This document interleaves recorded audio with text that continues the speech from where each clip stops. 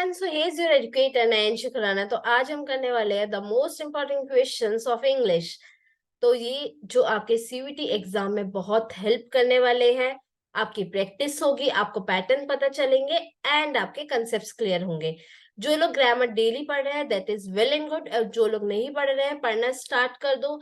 ऐसा नहीं कि सीयूईटी के लिए वेट करेंगे कि नहीं एग्जाम डेट आ जाएगी, नोटिफिकेशन आउट हो जाएगा तब हम पढ़ेंगे। इंग्लिश है, आपको पढ़नी है। और प्रीवियस ईयर पेपर करने के फायदे क्या है हमारे, कि जब भी हम प्रीवियस ईयर पेपर करते हैं, पहला प्रैक्टिस होती है हमारी। हमने जो भी पढ़ा है हमें पता चलता है हम कितना पानी में है, हमारे स्ट्रॉन्ग एरियाज कौन से हैं एंड वीक एरियाज कौन से हैं। सेकेंड थिंग, हमें पैटर्न पता चलता है, क्योंकि देखो आप लोग ने 12th क्लियर किया। CUET is your first competitive exam and CUET में 12th लेवल क्वेश्चंस नहीं पूछे जाते हैं। तो थोड़े से ट्रिकी होते हैं, थोड़े से डिफरेंट होते हैं, थोड़ी सी लैंग्वेज चेंज होती है। बट हाँ, आई एश्योर यू कि अगर आपने प्रैक्टिस कर ली है डेली, बहुत अच्छे से ग्रामर रूल्स पढ़ लिए, सारे क्वेश्चंस की प्रैक्टिस अच्छे से कर लिया, you will definitely crack this exam. तो without any wait, without wasting the time, हम क्वेश्चन स्टार्ट करते हैं। तो पहला क्वेश्चन है, given below are 4 jumble sentence. हमारे पास क्या है, 4 जंबल सेंटेंस है। मीन्स हमारा एक सेंटेंस है जो जंबल पार्ट्स है, जिसके 4 पार्ट्स जंबल्ड अप है। Out of the given option pick the one that gives the correct order. तो हमें ऑप्शन सिलेक्ट करना है। और इसमें अब हम क्या करेंगे, इसमें हम लगाएंगे एलिमिनेशन रूल। एलिमिनेशन रूल क्या होता है, जहां हम सारे ऑप्शन एक एक सिलेक्ट करके नहीं देखते हैं कि ये ऑप्शन हो रहा है, ठीक है कर लिया, नहीं, हम एक एक ऑप्शन को हटाते जाते हैं। उससे हमें क्या फायदा होगा, हमें 50-50 स्कीम देखिए, लाइफ लाइन देखिए, केबीसी में 50-50 क्यों करते हैं कि 4 ऑप्शन है, अरे यार अब इसमें तो 2 ही आते हैं, हमें 2 में डाउट है, ये वाले 2 तो अब क्या हो जाएगा, हमें 50-50 लगा दो, 2 गायब। अब ऑब्वियस ऑप्शन कम बचेंगे, हमारी कंफ्यूजन कम होगी कि हाँ इन दोनों में से कोई एक करना है, अब सोच सकते हैं हम। ठीक है, तो इसमें भी आपको वही करना है। तो अब हम पहले देखेंगे, on earth have not. On से सेंटेंस स्टार्ट नहीं होगा, बिकॉज ऑन एक प्रपोजिशन है, हमें सब्जेक्ट की नीड है। अब देखो ए कहाँ आ रहा है, कहाँ आ रहा है, सी ऑप्शन। सी ऑप्शन गया, कितने बचे, 3। The noblest deeds can be the first part of the sentence. तो अब हम रखेंगे इसको, been done for gold. Been done for gold नहीं होगा, क्योंकि बीन हमेशा हैज या हैव के साथ लगता है, ऐसे ही। और वैसे भी हेल्पिंग वर्ब से सेंटेंस शुरू नहीं होगा, तो हमारा ऑप्शन ए भी एलिमिनेट हो गया है। Now that have been done, that is a conjunction. Conjunction के लिए हमें first part of the sentence जरूर पता होना चाहिए। तो हमारा डी भी एलिमिनेट हो गया। अब क्या बचा, हमारे पास बचा option D, that is BDAC। The noblest deeds that have been done on earth have not been done for gold। Elimination method समझ में आ गया आपको। अब ये नहीं करना कि अब हम सेकंड पार्ट देखेंगे, थर्ड पार्ट देखेंगे, फिर हमारा सेंटेंस बनेगा। कम टाइम में हमें जल्दी क्वेश्चन करना है। नेक्स्ट नेक्स्ट आप लोग करके बताएंगे, जल्दी से कमेंट्स में आंसर देंगे कि क्या होगा इसका। shall have shifted of this month by the end to own new house। shall से नहीं होगा, shall is a helping verb। तो ऑब्वियस ए कहाँ है, हमारा ए है ऑप्शन डी, हमारा रॉन्ग हो गया। ऑफ दिस मंथ भी नहीं होगा, तो ऑप्शन ए भी गया हमारा। By the end, it can be, तो हम पहले डी पार्ट देखेंगे। To a new house, to a new house तो नहीं होगा, ये भी गया। हमारे पास बचा option C, CBAD। By the end of this month, इस मंथ के एंड तक। वी है हमारे लास्ट वर्ड, देखा करो, वी के बाद टू नहीं आएगा, वी के बाद हमें हेल्पिंग वर्ब या मेन वर्ब की जरूरत है। तो we shall have shifted to a new house. I hope you understood this topic, rearrangement में और elimination method. Next, identify the figure of speech. तो ठीक है, अब जो स्टूडेंट्स न्यू है, जो पहली बार ये क्लास देख रहे हैं कि फिगर ऑफ स्पीच होता क्या है, आई होप आप सभी ने 11th-12th में फिगर ऑफ स्पीच पढ़ा होगा। तो लेट मी एक्सप्लेन यू। सभी के घर में दिवाली का माहौल है, व्हाइट वॉश हो रहा है, डेकोरेट हो रहा है, कोई लाइट्स लगाएगा, कोई दियों से अपने घर को सजाएगा, आप लोग नए नए कपड़े खरीदेंगे, पहनेंगे उसको और अपना सौंदर्यीकरण करेंगे।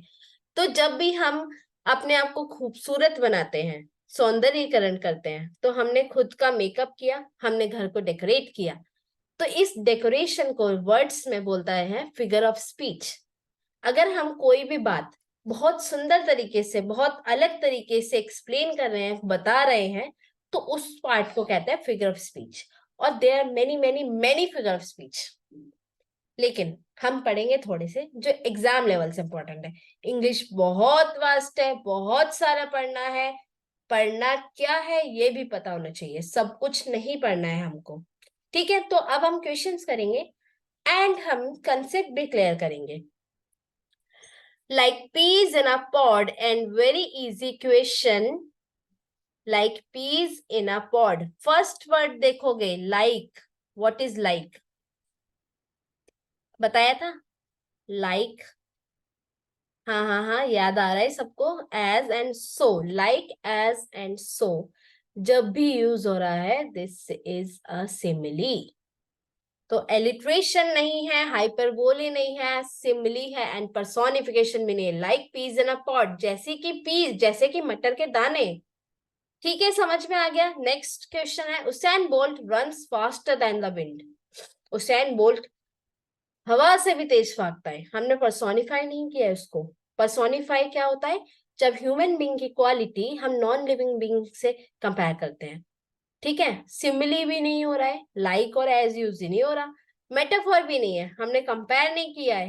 यूसेन बोल्ट और विंड को कंपैरिजन नहीं हो रहा है, बस बता रहे हैं कि उससे तेज भागता है। हाइपर बोले हम एग्जैगरेट कर रहे हैं, हम चीजों को बड़ा चढ़ा के बता रहे हैं। Like I am very much hungry, I could eat a horse. Means मैं इतनी ज्यादा भूखी हूँ कि मैं एक घोड़ा खा सकती हूँ। ठीक है, तो मैंने बहुत ज्यादा बड़ा चढ़ा के बताया कि मैं इतनी ज्यादा भूख लग रही है मुझे। समझ में आया? नेक्स्ट, तो इसका आंसर हमारा हो गया ऑप्शन बी, हाइपरबोल। नेक्स्ट है, freight fried frogs legs on Friday, and very easy, F F F, alliteration. जब भी हमारा कोई लेटर बार बार बार बार रिपीट हो रहा है तो उसको हम एलिट्रेशन बोलेंगे, सिमली एंड मेटाफर नहीं बोलेंगे। कंपैरिजन नहीं हो रहा है तो ये तो बिल्कुल ही भूल जाओ, एलिट्रेशन। नेक्स्ट है, antonym of smart, very smart, like you are. It's a simile. Foolish, witty, intelligent, cunning. देखो, smart means very smart, जो बहुत स्मार्टली काम करता है। Foolish, witty means चालाक, बुद्धिमान।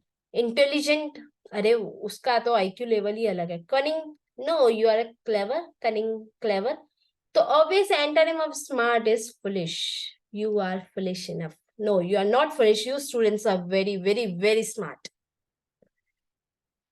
Genuine means genuine, कि बहुत genuine है। This work is genuine or this thing is very genuine. Authentic, artificial, fantasy, hope. Artificial duplicate, बिल्कुल ही wrong है। Fantasy, I live in my fantasy. Hope, एक आशा की किरण। तो इसका ऑप्शन हो गया authentic. Okay, antonym of gratitude. Gratitude, antonym of gratitude क्या होगा? जल्दी से इसका आंसर बताएंगे। एंटोनिम ऑफ ग्रेटिट्यूड जल्दी बताएंगे। एंटोनिम ऑफ ग्रेटिट्यूड, थैंकफुल, बिल्कुल नहीं। किसी का आभार प्रकट करना, तो थैंकफुल तो सिनोनिम हो गया। थॉटफुल, बिल्कुल नहीं। अनग्रेटफुल, अनडिसाइडेड, अनडिसाइडेड की डिसाइड ही नहीं किया है तो बिल्कुल ही एंटोनिम नहीं हुआ ये तो, कि अनडिसाइडेड है। अनग्रेटफुल, कि आप किसी के थैंकफुल नहीं हो, आप किसी का आभार व्यक्त नहीं कर रहे हो, तो इसका क्या हो गया? Option C will be the correct answer. ठीक है, तो नेक्स्ट देखेंगे हम। नेक्स्ट क्वेश्चन है हमारा, we have a fight in our hands, change the statement into question. We have on our hands a fight, no, why? Because जब भी हमें कोई स्टेटमेंट चेंज करते हैं, इंट्रोगेटिव बनाते हैं, तो हमारा जो हेल्पिंग वर्ब है वो पहले आ जाती है। Do we fight with our hands? No, do we fight with our hands भी नहीं होगा, क्योंकि हमारी हेल्पिंग वर्ब है, डू नहीं है। Do our hands fight, we कहाँ गया? No, do we have a fight on our hands? Yes, because देखो, have we a fight in our hands नहीं होगा, we have a fight in our hands. क्योंकि यहाँ पे जो हैव है वो as a helping verb use नहीं हो रहा है, as a main verb use हो रहा है कि हम पोजेशन पजेसिव केस बता रहे हैं, we have a fight in our hands, ये जो लड़ाई है हमारे हाथों में है। तो जब भी have as a possessive case use होता है तो हमें इंट्रोगेटिव या नेगेटिव बनाने के लिए उसकी एक हेल्पिंग वर्ब की नीड होती है। लाइक अगर इसका हम नेगेटिव बनाएंगे, we do not have a fight in our hands, we have not नहीं होगा। अंडरस्टूड। चलिए इसी बात पे नेक्स्ट क्वेश्चन करते हैं। Identify the tense in the following sentence. बहुत इजी क्वेश्चन है, टेंस की प्रैक्टिस आप लोग बहुत बार कर चुके हो, रट गए होने चाहिए कि बिल्कुल ही टेंस तो नींद में भी कोई पूछे ना कि ये किसका टेंस है, ये कौन सा टेंस है, बता देना है। We have been waiting for them, have use हो रहा है, perfect tense. Been waiting ING form of the verb है, कंटीन्यूअस टेंस। तो क्या हो गया, प्रेजेंट परफेक्ट कॉन्टिन्यूअस टेंस, क्योंकि प्रेजेंट हैव में है, परफेक्ट हैव में है, बीन वेटिंग कॉन्टिन्यूअस है, तो दोनों को मिला देंगे तो क्या हो गया, present perfect continuous tense. Present perfect tense तब होता we have waited for them. Past perfect कब होता, we had waited for them. Past perfect continuous कब होता, हैड बीन लगा होता। समझ में आ गया। नेक्स्ट करेंगे, the girls at a mango yesterday. Girls ने कल मैंगो खाया था। ठीक है, मैंगो खाए थे गर्ल्स ने, बहुत सारी गर्ल्स थी। इसको हम change the sentence into passive voice. Passive voice में क्या होता है, जो हमारा सब्जेक्ट है वो ऑब्जेक्ट बन जाता है, ऑब्जेक्ट है वो सब्जेक्ट बन जाता है, ये पता है आपको। A mango is eaten by the girls yesterday. Sentence है भाई पास्ट में, इस तो हो गई नहीं, बिल्कुल ही हटा ही दो इसको, तो बिल्कुल हटा दो।